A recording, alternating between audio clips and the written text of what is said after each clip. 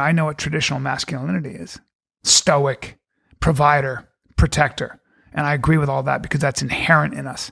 It's not my fault. It's how I evolved. Mm-hmm. My aggression, I need it.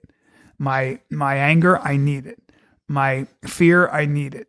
My ability to prepare for a worst case scenario, I fucking need it because the world is a war. Mm-hmm. It's not a community. It's not how I think. Okay. And so there is that inside of all of us as men, but a man is not necessarily, you don't measure strength with one metric. Who can lift the most weights? The NFL, the stock market. You measure strength in many different metrics. Mm. How creative are you? There are people that can't do one push-up, but they can create beauty for its own sake, and it's what we all point to. I don't know that Steve Jobs had abs. Mm-hmm. I don't know what Steve Jobs' Fran time was in CrossFit. Okay. And I don't think anybody gives a fuck, but he was incredibly creative. Yeah. Isaac Mizrahi is gay as it gets. I don't want to live in a world without Isaac Mizrahi.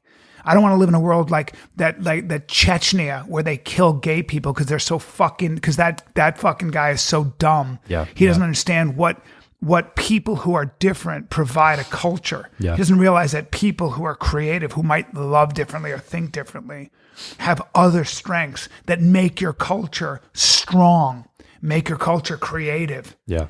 That's the irony of measuring strength when you measure strength with one metric, which is the men who have the biggest club or the biggest guns, you get Somalia, you get Afghanistan, the chaos of Somalia. I'm not talking about their cultures. I'm not talking about their people. Sure. I'm talking about the chaos that system. These countries became. When men rule everything with a gun, fuck off. It makes you weak. Yeah. That's the irony.